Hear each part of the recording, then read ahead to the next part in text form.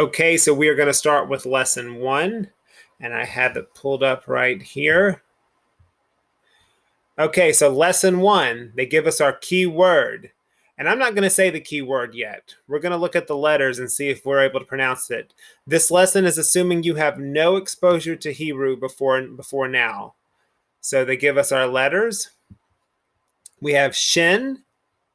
These are the names of the letters. Shin, and you see they emphasize the sound. So shin has the sh sound. Bait or bet, depending on how you pronounce it, has the b sound. B. Then we have tav. Tav has the t sound. Okay? And real quick, just to make sure we understand, they're saying these are the sounds that the letters make. So it's not this doesn't make the sound T, it makes the sound T. This doesn't make the sound B, it makes the sound B. Okay, just to kind of clarify on that. All right, and now they give us our new vowels.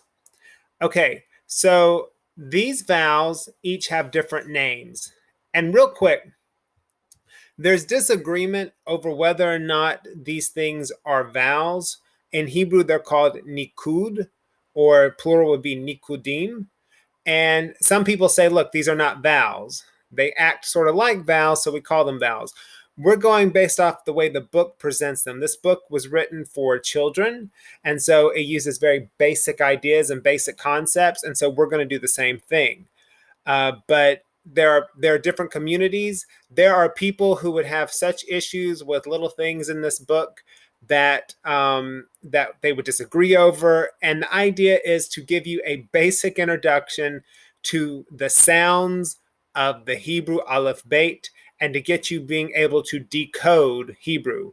When I say decode, obviously that means being able to read and pronounce the Hebrew words in front of you. It doesn't mean you're going to know the meaning of them. That's going to be another step for you. But this is just the basics so that you're able to look at Hebrew with nikud, with these points, what some people call vowels, and be able to pronounce the words. Okay, so we're going to go back and we have these two. This is called a chamatz. This is called a patak.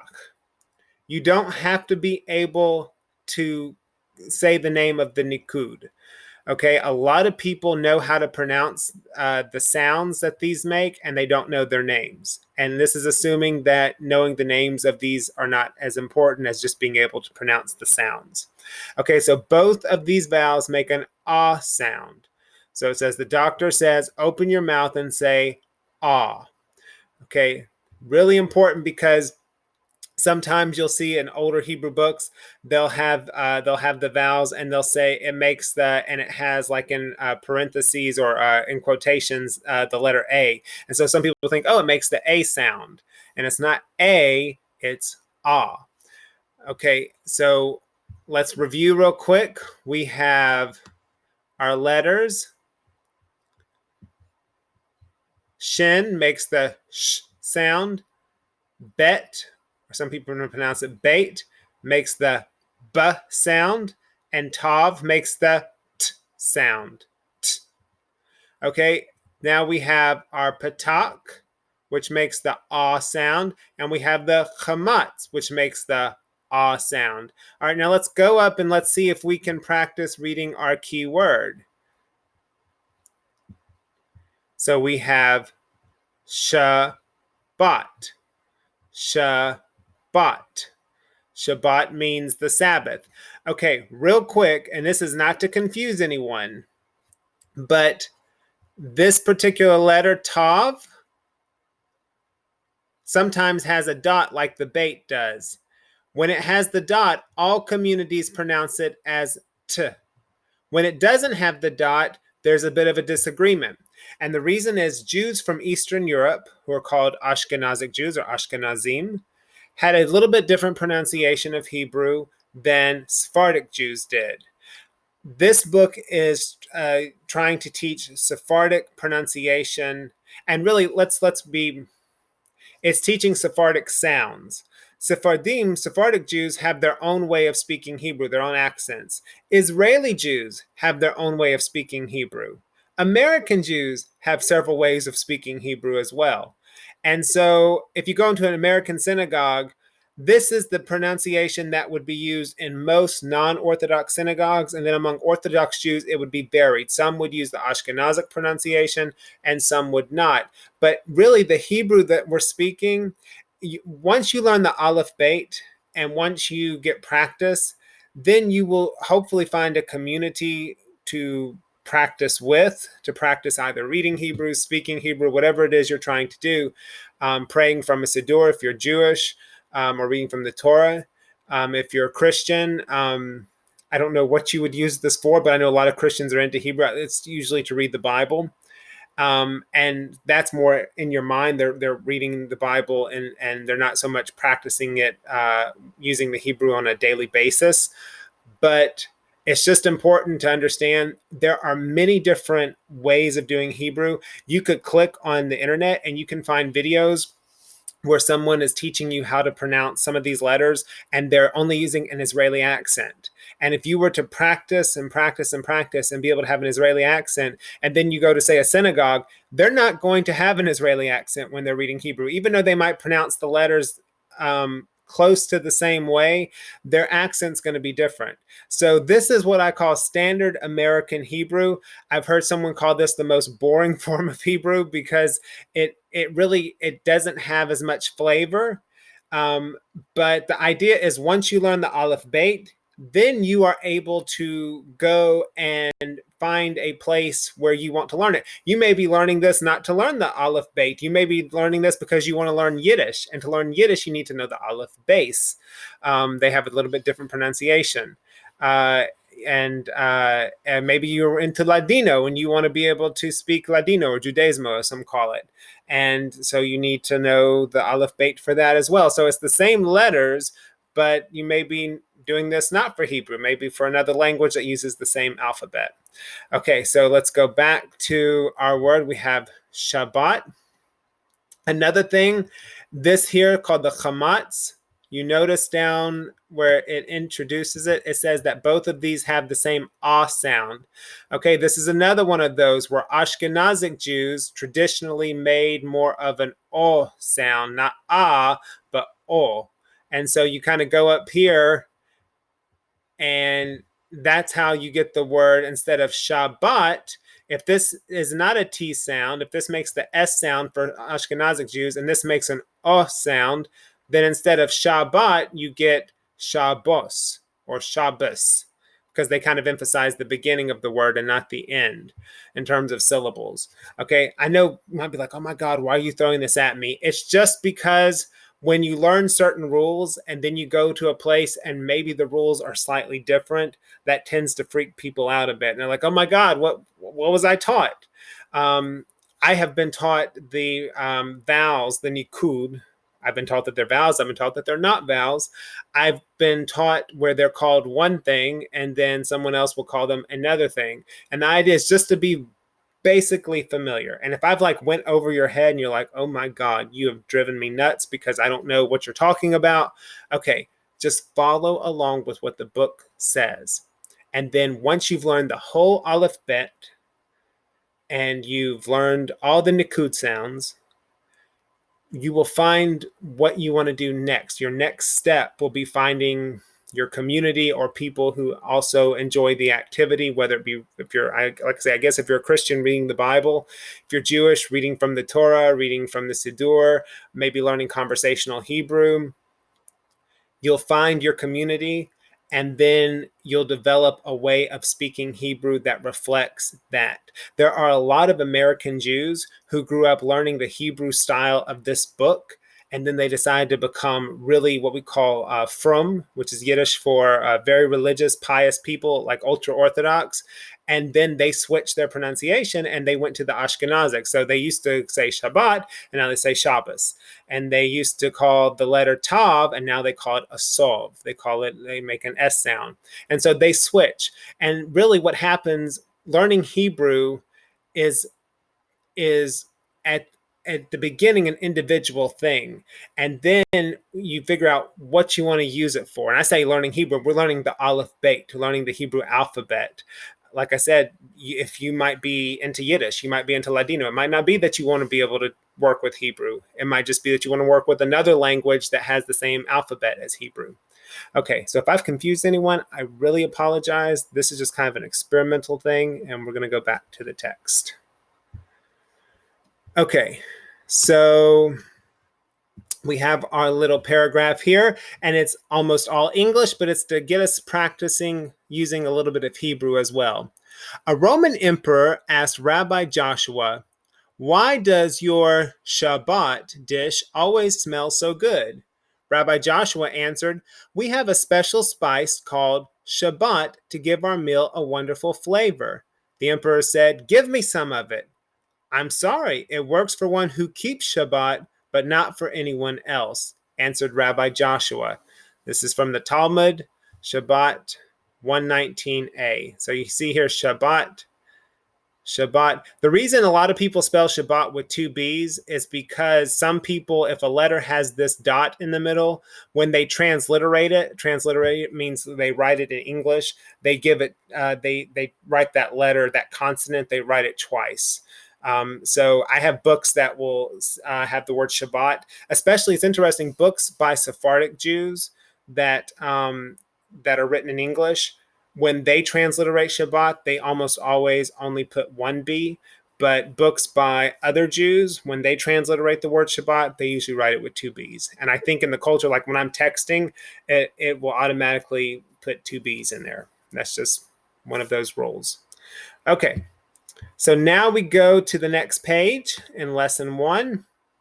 So lesson 1, our keyword is still Shabbat, and they're just going to get us used to saying sounds. So here's what I'm going to do. I'm going to read each line, and then I'm going to pause after I do.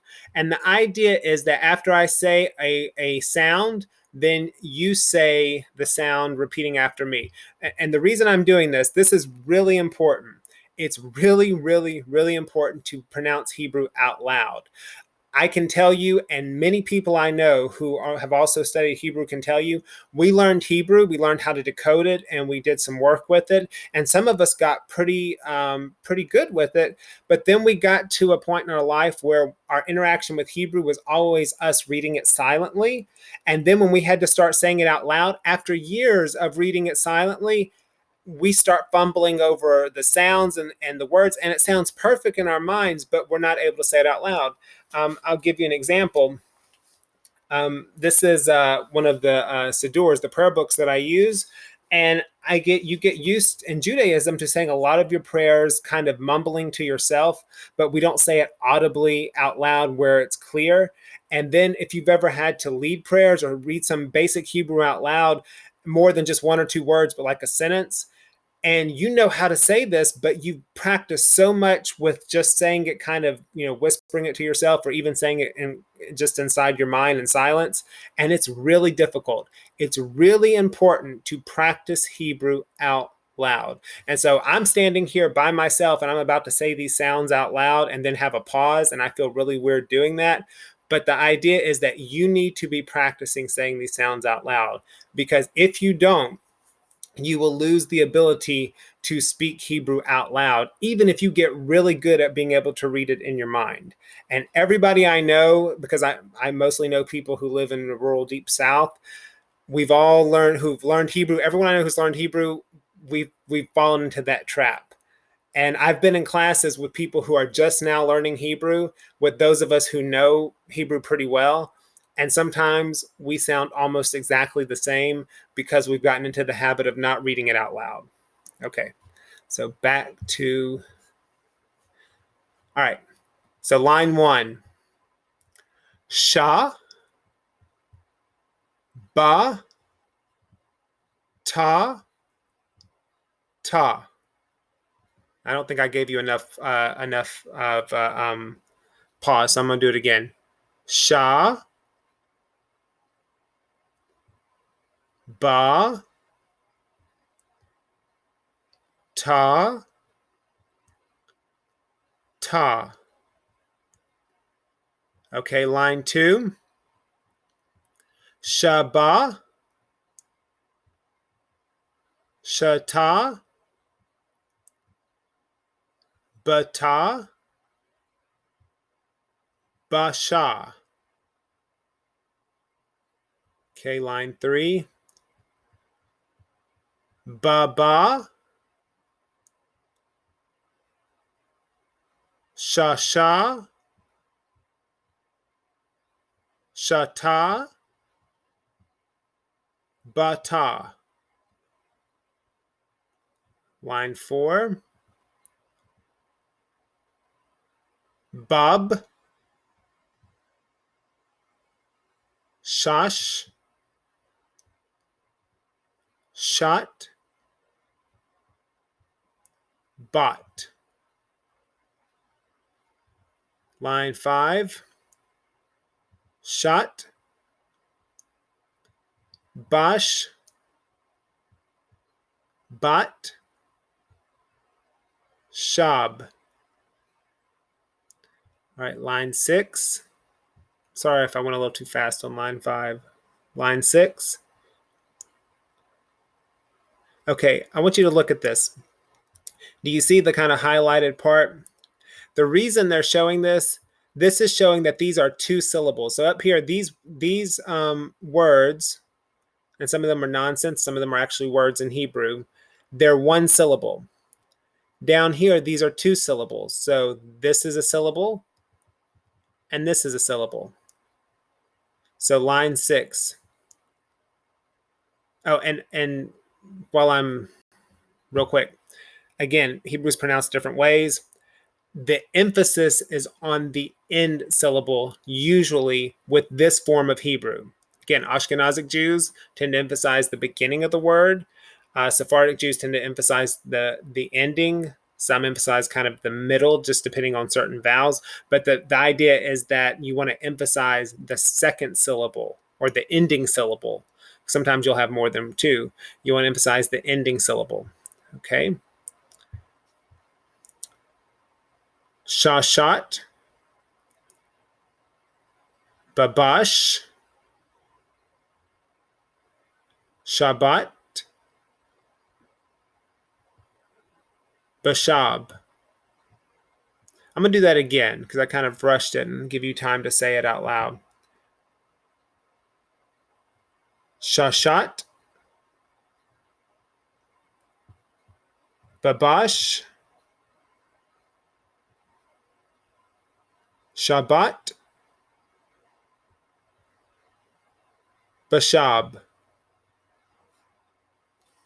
Okay, line 7. Same thing. Bashat, Shabash, Babat, Shashab. Okay, so we have done a little bit of practice. And then our cool Hebrew word, the word for daughter, is bat. Bat. So maybe you've heard of a bat mitzvah. It's the daughter of the commandment, bat. Okay, now we have a page for practicing writing. And I'm not going to do these. These are just for you to practice. I will say that if you want to have any kind of decency with Hebrew, you need to practice your writing. There's some disagreement. This book is for children. So it's teaching them to write what we call block style, which is very kind of plain style Hebrew. And that's usually the first style you learn. I'm assuming anyone watching this would be an adult. And if you want your child to learn Hebrew, and you don't know it, I would watch me and then I would teach my child. I wouldn't like put this in front of them and expect them to keep up. There is a cursive form of writing Hebrew, what's called a Hebrew script, and it's a little bit different. And I'm kind of changing my mind a little on that. I used to think teach block and then teach script later, but I find that most people, myself included, tend not to really learn script very well. And so I would probably teach someone, if Hebrew is going to be an important part of your life, whether you're Jewish or not, but the Hebrew language is going to be an important part of your life, or Yiddish. If it's Judaismo or Ladino, there's a little more complication there. But if Hebrew or Yiddish is going to be a part of your life, I would go ahead and get a book with script Hebrew and practice writing in script, and maybe not even worry about block so much. That's just something I just find that that's really something that separates those who are a little bit more serious from those who aren't, is being able to write in script. And I can write a lot of words in script, but I still sometimes stumble over certain letters that I don't use as much. So that's just one of my regrets. And I know other people who have done the same thing, come to the same conclusion. They teach reading Hebrew, and the Hebrew letters, the block form like you have, and they teach writing with script. But that's up to you. But no matter what, practice writing, learn some form of writing Hebrew and practice it. Because, and again, I know people who we do Hebrew and they skip over the writing part, and then they really can't write it very well. And I don't write Hebrew very well because I didn't take the writing as seriously as I should have.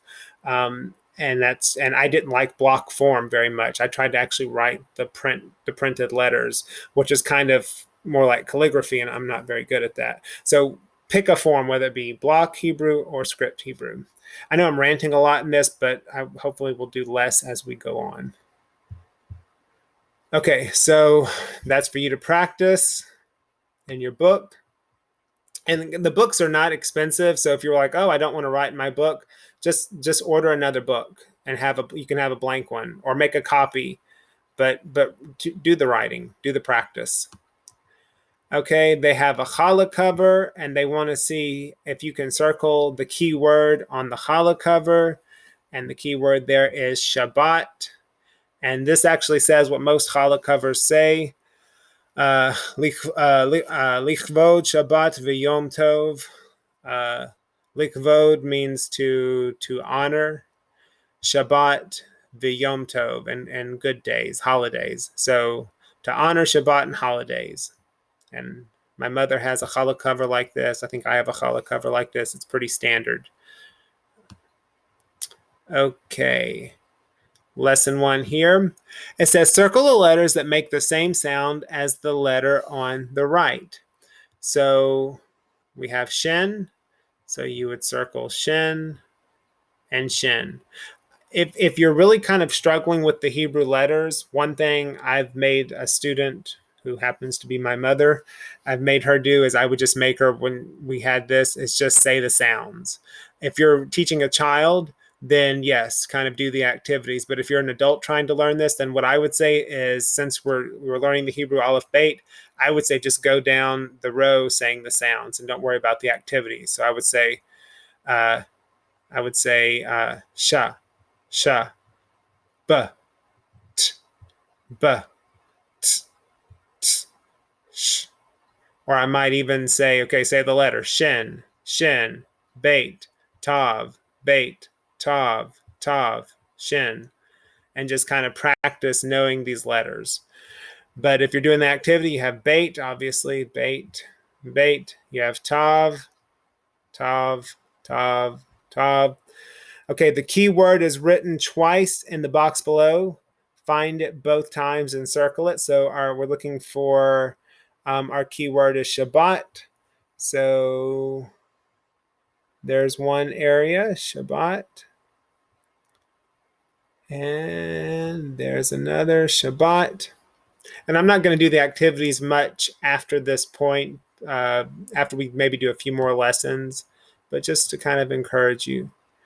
All right, write the keyword on the challah covers. Do that writing. They started there with sha, and you're going to put the bait and the tav, and you'd want to put your chametz under there, and then write it full on that one as well. Is that it? We got one more page. Okay.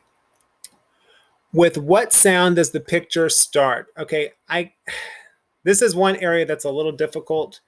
I tried to find a book that had as little Jewish ritual objects as possible, because my idea originally when doing this was I wanted a book that you could use with someone who's not had a lot of synagogue experience. and including other Jews, because in the Deep South, a lot of people of Jewish background have not had a lot of experience growing up going to synagogue. Most of us are most Southern Jews I know are the products of intermarriage. They sometimes the synagogue is kind of old fashioned, especially in the Deep South, and they might not feel as comfortable. They might be like my family, where we live way away from the synagogue, and so sometimes certain Jewish ritual objects that a person in a city might have grown up with, they don't know, and so you have to teach those things as well. But I find that this book, you need to know a little bit about Judaism to do this book, but you don't need to know that much. Okay, so we have a shofar. It's a ram's horn that's blown on Rosh Hashanah and Yom Kippur, and in more traditional synagogues, the month leading up to those holidays. So a shofar, you'd have to know what this ritual object is called. Everyone's going to know banana, but shofar. So you would have sha. Over here you have banana, so it'd be ba. All right, they say they have a group activity here. Oh.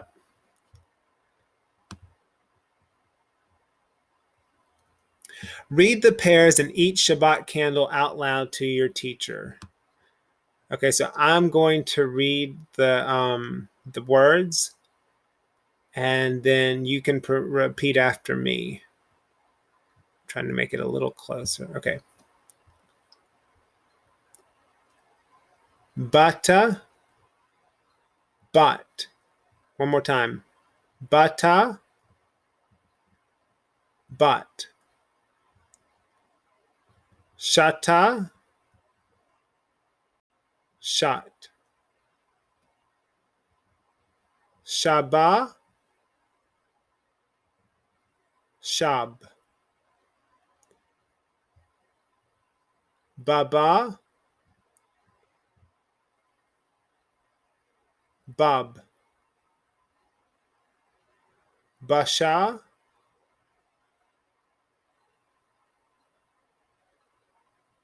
okay, this is interesting. I don't know if they meant to do that. You notice here there's no dot. Okay, when there's no dot, I don't know if they meant that might have been a typo, but this is a Hebrew letter. Bait without the dot is pronounced with a v, as in very. If it has the dot, pronounce it b, as in boy. If it doesn't have the dagesh, the dot in the middle, you pronounce it v, like a V. So this is basha. This would be vash, vash. I don't think they meant to do that. I think they're going to introduce the bait without the dot later on. But now so now you know a little bit more about Hebrew pronunciation. Okay, shasha, shash. And I believe that's the end of lesson 1. Yes. Okay. A lot of ranting going on there, a lot of kind of going back and forth. And I've been in multiple beginner Hebrew classes because I'm always interested to see how to learn it, because the way I learned Hebrew was a person handed me the aleph-bet and they said, okay, learn this. It was a Tuesday. We had to learn it by Thursday. Then Thursday, we were handed the 5 main nikudim vowels, as they call them, or we would say not vowels, but sounds. And we had to learn those by the next Tuesday. And then that was it. And then we started decoding, and that was rough. So we're trying to go a little slow. And so I've sat in on a lot of beginner Hebrew classes just because I'm curious. Okay, how do you teach it? And there's some really great ways, and there are some not great ways. But I've noticed almost every Hebrew class I've sat in on, at the beginning, there's a lot of stopping and saying, well, now. And so it's kind of like this. Hopefully, as we get into the groove, there'll be a little bit less of this. I apologize. If this is not for you, I apologize. I should have remembered to turn the sound of my phone off. Just keep with it. Before you go to lesson 2, go back over those pages and pronounce the sounds out loud again. I know it might sound ridiculous sitting there saying these sounds out loud with no one around, but doing it. Practice, practice, practice. Okay, that's it for now.